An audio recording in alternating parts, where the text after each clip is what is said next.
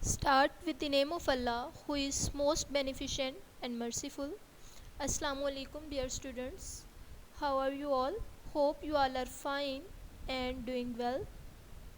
Okay बेटा, next हमारे पास जो हमारा बायोलॉजी है क्लास 9th की, उसमें जो हमारा नेक्स्ट चैप्टर हम स्टार्ट करने जा रहे हैं वो हमारे पास है chapter number 2, solving a biological problem, यानी कि किसी भी बायोलॉजिकल प्रॉब्लम को जो है वो किस तरह से सॉल्व करते हैं।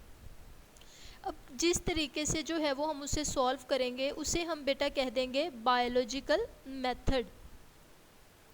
ठीक है, ये हमारे पास आ जाएगा बायोलॉजिकल मेथड।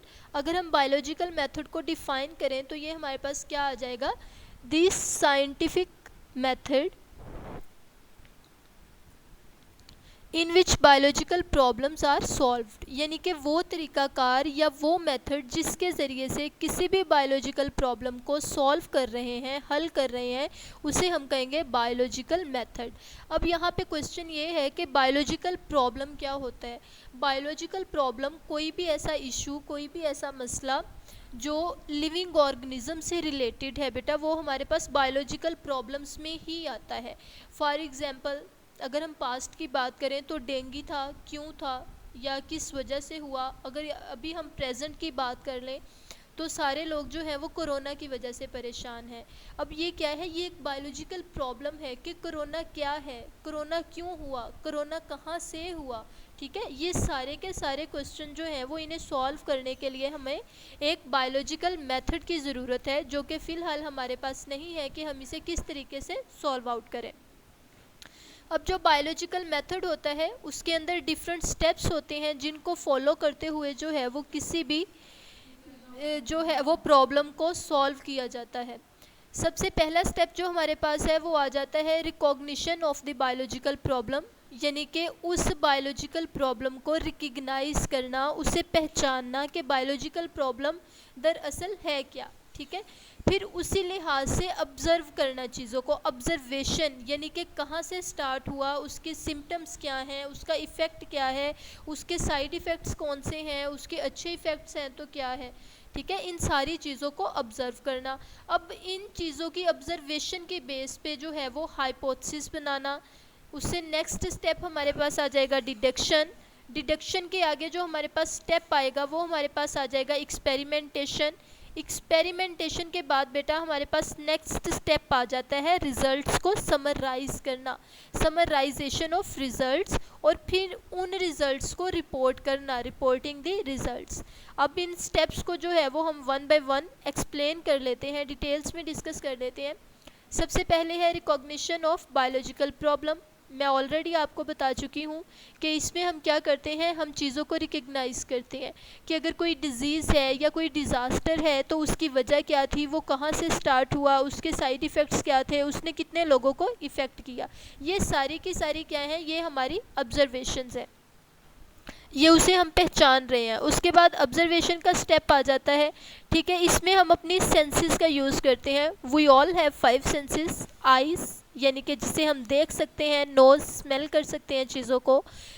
उसके बाद हमारे पास टेस्ट आ जाता है, उससे हम चीज़ों को जो है वो टेस्ट कर सकते हैं। And the last one is touch, हम उसे टच करके भी जो है वो देख सकते हैं। इसमें फिर से वही बात आ जाएगी ऑब्जर्वेशन वाली, रिकग्निशन वाली। ठीक है, अब जो ऑब्जर्वेशन होती है उसकी हमारे पास जो है वो 2 टाइप्स होती हैं। One is the quantitative observation and the second is qualitative observation. जब हम क्वांटिटेटिव की बात करते हैं तो हमें उसके नाम से पता चल रहा है कि उसमें हम क्वांटिटी का जिक्र करेंगे। ठीक है, जब हम क्वांटिटी की बात करते हैं यानी कि किसी चीज़ की मकदार कितनी है, measurable quantities in terms of numbers and variables. ठीक है, यानी कि जिसमें हम चीज़ों को नंबर्स की फॉर्म में या वेरिएबल्स की फॉर्म में लिख सकें, वो हमारे पास होती है क्वांटिटेटिव ऑब्जर्वेशन। क्वांटिटेटिव ऑब्जर्वेशन क्या है हमारे पास, रिसेंटली अगर हम कोरोना की बात करें कि कितने पेशेंट हैं, उनमें से कितने जो हैं वो सेहतयाब हुए, कितने की डेथ होगी, ये हमारी क्वांटिटेटिव ऑब्जर्वेशन है। अगर हम बुक की एग्जांपल लें तो freezing point of water is 0 and boiling point of water is 100। Okay बेटा, नेक्स्ट ऑब्जर्वेशन की हमारे पास जो टाइप आ जाती है वो है क्वालिटेटिव ऑब्जर्वेशन। इसमें हम क्या करते हैं, ये किसी भी चीज़ की क्वालिटी को रिप्रेजेंट कर रही है। यानी कि हम कहें कि जो कोई भी डिज़ीज़ है, या अगर हम फिर से कोरोना की बात कर लेते हैं कि ये जो कोरोना है वो कितना ज़्यादा डेंजरस है, ठीक है, या कितना ज़्यादा जो है वो उसने साइड इफ़ेक्ट उसके जो है वो काज हुए, उससे हमें कितना नुकसान हुआ, ये सारी चीज़ें क्वालिटी में आ जाएंगी, ठीक है। ये उसकी क्वालिटीज़ हैं। Represents qualities can not be measured less accurate, ठीक है। क्वालिटेटिव जो होती है वो हमेशा लेस एक्यूरेट होती है, उसमें हमारे पास एक एग्जैक्ट नंबर नहीं होता, तो वो जो है वो उसमें एक्यूरेसी भी उतनी ज़्यादा नहीं होती, वो दुरुस्त भी हो सकती है, वो गलत भी हो सकती है। फॉर एग्जांपल किसी चीज़ की ब्यूटी, ठीक है, जैसे हम कह लें कि जो फ्रीजिंग पॉइंट ऑफ वाटर है वो कोल्डर है देन बॉइलिंग पॉइंट।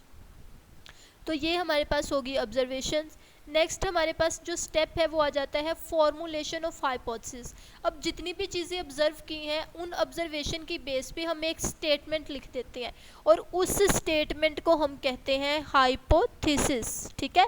हाइपोथेसिस क्या होती है? Hypothesis is the statement that may be the answer of biological problem under study. किसी भी हाइपोथेसिस के अंदर कौन कौन सी करेक्टरिस्टिक्स, कौन सी खूबियाँ होनी चाहिए? एक तो वो सिंपल होनी चाहिए, वो जनरल स्टेटमेंट होनी चाहिए, उसमें जो है वो किसी किस्म का क्वेश्चन मार्क नहीं होना चाहिए, टेस्टेबल होनी चाहिए एंड फॉल्सिफिएबल होनी चाहिए, ठीक है। टेस्टेबल यानी कि उसे टेस्ट किया जा सके, उसे रॉन्ग और राइट जो है वो प्रूव किया जा सके, उसे दुरुस्त किया जा सके।